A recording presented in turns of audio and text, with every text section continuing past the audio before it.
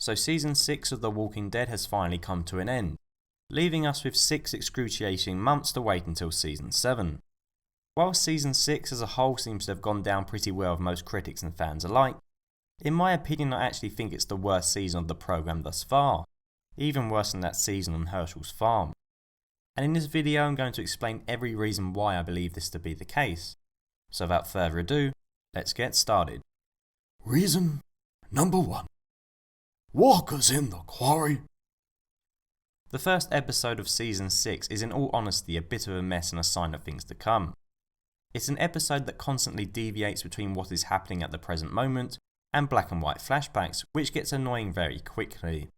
The episode's biggest crime, however, is the inclusion of a mass of walkers found in a quarry just outside of Alexandria.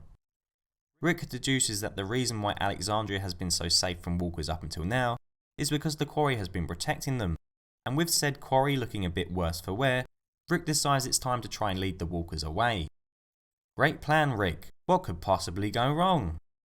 Oh, right. Anyone with half a brain cell would realise that this plan is incredibly stupid. Surely it would make more sense to reinforce the quarry with more vehicles and barricades, and then pick the walkers off rather than deciding to release an entire herd. Another less stupid plan would be to set the walkers on fire whilst they are trapped in the quarry. And before you raise the argument that burning them wouldn't kill them, well, that is exactly what Daryl does in episode 9, when he sets the lake on fire in Alexandria, drawing the walkers towards it and then killing them. So why not do the same in this situation? I feel as though the inclusion of this walker quarry was bad judgment on behalf of the writers, and was only included so the narrative could progress to the point where Alexandria becomes surrounded by walkers. I wish the writers had instead stuck to the comic book version, as it makes much more sense. In the comics, Alexandria becomes surrounded by a herd. The herd is attracted to the community due to the sounds of a gunfight taking place between Rick's group and a group called the Scavengers. I'm assuming the TV show didn't use this version of events because they already used the idea of a herd being attracted by noise to a camp in the final of season 2, which ended up destroying Herschel's farm, something that doesn't take place in the comics. So instead I believe the writers had to come up with something else, something that unfortunately was inferior and nonsensical. Reason number 2. Dumpstergate. There's a running theme throughout this list, and a lot of that said theme revolves around stupid writing. Perhaps though it can be argued that of all the awful creative decisions in season 6, Dumpstergate was by far the worst. It all began with Glenn standing on a dumpster with Nicholas, the pair surrounded by walkers. Nicholas decided that he could no longer go on and proceeded to shoot himself, falling into Glenn in the process and dragging him with him to what seemed like his demise. I was genuinely shocked when I first saw this episode. This was not how Glenn was supposed to die. Glenn was supposed to die by Lucille, with his brain splattered out all over the floor. But despite my surprise, I think it did kind of make sense for Glenn to die in this fashion. See, Glenn is the good guy. He always believes that people deserve a second chance, and at this point in the TV series he hadn't even killed another human. In fact, he refrained from killing Nicholas even after old Nicky tried to kill him. And by the time season 6 begins, it seems that Glenn has forgiven him, with the two regularly going out on runs together, even though Noah died in the previous season because of Nicholas's incompetence during a supply run. Therefore, I believe that Glenn dying because of Nicholas's ineptitude would have proved that he was wrong to forgive him, and that he was wrong in his continual attempts to be the good guy. And though it would have been hard to see Glenn gone, I kind of admired the balls of the showrunners for going for it. Except it turned out to be all a ruse. Glenn wasn't dead. No, it turned out what we had all witnessed was Nicholas's body on top of him being torn apart, and then Glenn somehow managed to survive against a ton of walkers by hiding under a dumpster. What was worse was that we didn't find this out until 4 episodes later, and I still cannot understand what the actual point of this fake out was. The whole thing was pointless and one of the worst parts about season 6. Reason number 3. All life is precious. Even though he only appeared in a couple of episodes prior to season 6, Morgan was a hugely popular character, with many eagerly awaiting his return as a series regular. Instead of being the interesting and likeable guy that we saw in the first episode, Morgan has now become some kind of monk, after being trained by this fat dude who lived with a goat. Not only did Morgan spare the leader of the wolves back in season 5, who would then go on to lead their attack on Alexandria, he also let more wolves go free during this attack, who then nearly ended up killing Rick. His "all life is precious" ideal is ridiculous, and although I don't share Rick's view of killing everyone, surely anyone with even an ounce of common sense knows that in this world that Rick and Co are living in, some people just have to die. I find Morgan to be incredibly annoying, and if you were to take an alcoholic drink every time he recited the phrase, "all life is precious," you'd probably end up in a coma like Rick. Truth be told, I think I preferred him when he was crazy, roaming around the woods clearing everything. Reason number 4. The pacing of the first half of the season. In my opinion, the first half of season 6 just didn't work. It may have seemed like a cool and novel idea to have every episode take place during the same day, like some kind of weird tribute to 24, but the whole thing turned out to be incredibly boring, with the exception being episodes 2 and 8. Too much time was spent with characters that I don't really care about, like Sasha and Enid, and as much as I like Daryl, having an episode that was primarily about him losing his bike also turned out to be a bit of a drag. The entire group spent far too much time apart, not interacting with one another, and it's annoying how often this seems to happen on this show. It doesn't make sense to me that the show decided to skip 2 months after the mid-season break, primarily so the writers could fit Negan into the season finale, but during the first half of the season, spent 8 episodes exploring what happened over one day, which brings me on to my next topic. Reason number 5. The time skip. For me, this was another silly creative decision that just didn't work. Before the mid-season break, we see the gates of Alexandria fall, Carl getting shot in the eye, and Jessie and her 2 sons die. Skip to the next episode and everyone is happy? It's incredibly jarring seeing the horror that took place during episode No Way Out one week, and then seeing everyone seemingly not give a shit the next. Surely it would have made sense to have the attack on Alexandria as the mid-season finale, and give the viewer a break for a few months, and then have them come back to a more upbeat episode set a couple of months later. Instead, we go from seeing Rick being heartbroken about losing Jessie one week, to him not giving a damn and banging Michonne the next. I know a decent amount of time has passed in the show, but not enough time has passed for the viewer, and it didn't make sense to see everyone seemingly having moved on a week after seeing so much death and destruction. Reason number 6. Richonne. I know I may be in the minority here, as it seems like fans have been screaming out for this to happen for years, but Rick and Michonne's relationship just doesn't feel right to me. I know there has been 1 or 2 instances of these characters flirting over the years, but there is nothing to suggest that these 2 were jumping to bed together. Seeing them kiss was like watching a brother and sister kiss. It was just wrong. In addition, seeing Rick getting with another girl so soon after Jessie died, with next to no build up to them getting together, kind of made me hate him a bit. I know that Rick gets with Andrea in the comics after Jessie dies, but at least their relationship came together in a more organic way than Rick and Michonne. Also, Rick initially turns down Andrea when she asks him out in the comics, stating that he can't be with anyone after what has happened. Compare this to the TV show, and it seems like Rick couldn't care less about his 2 dead lovers, and is just willing to bang anything. Reason number 7. No one we care about dies. Denise, Deanna and Nicholas. Those were the 3 big deaths of Walking Dead Season 6. That sentence pretty much speaks for itself. None of these characters were particularly interesting or likeable.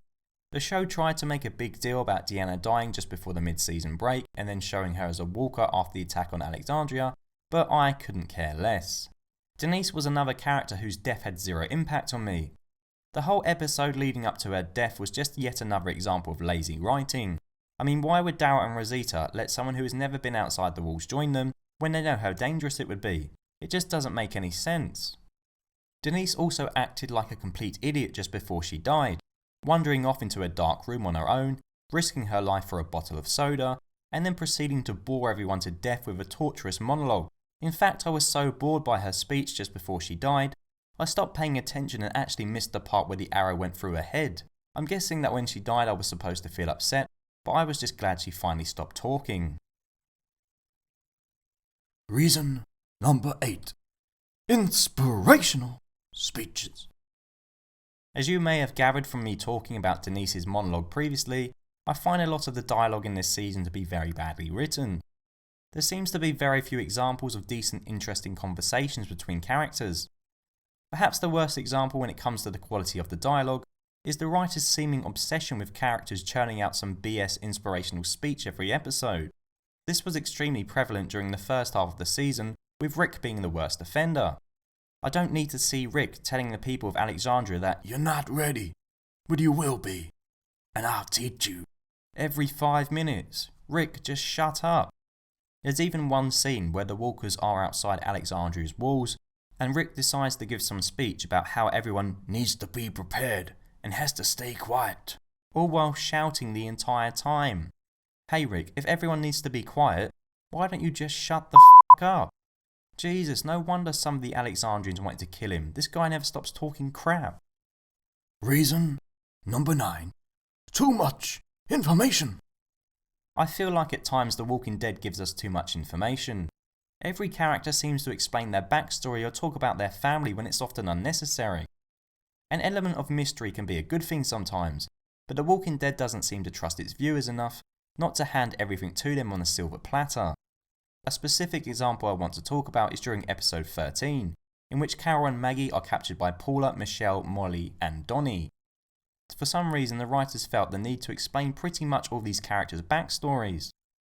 Paula, who is the leader of the group, spills all. She talks about her past and why she does what she does. It might seem like a silly thing to moan about, but this takes away a lot of what makes her character interesting and scary. One of the reasons Heath Ledger's Joker is so amazing is because we don't really know anything about him. The Walking Dead, on the other hand, seems to want to explain the life history of every antagonist. They did something similar to the leader of the cannibal group's Gareth by showing a flashback of when his group was attacked, which ultimately led him to do the things that he did. But we didn't need to know that. It didn't add anything to his character. In fact, if anything, it actually made him less sinister. I just hope that we don't have an episode next season detailing the life of Negan. Reason number 10. Carol! Carol's portrayal, especially in the second half of season 6, is a perfect example of how to ruin a badass character. Carol has gone from being a killing machine to being a crying baby. I thought that when she started crying for the first time after being captured by the Saviors with Maggie, that it was some kind of act. But then after she did it again after running into the Saviors during episode 15, I wondered what the hell the writers were thinking about doing this to her character. Carol's transformation from an abused housewife to an ass-kicking machine has been amazing to watch, but now it seems like the writers have completely ruined her character. There's no reason for her to be acting this way, and it seems to have come out of nowhere. I truly hope that next season we see a return of the force of nature Carol that we are used to. Reason number 11. Bad cliffhangers. Cliffhangers aren't necessarily a bad thing if done correctly, but this season The Walking Dead featured 2 in particular that really annoyed me. Before I get to that one that everyone is talking about, I want to first mention a cliffhanger that everyone has seemed to forget, but is equally as bad. At the end of episode 15 we see Daryl get shot by Dwight.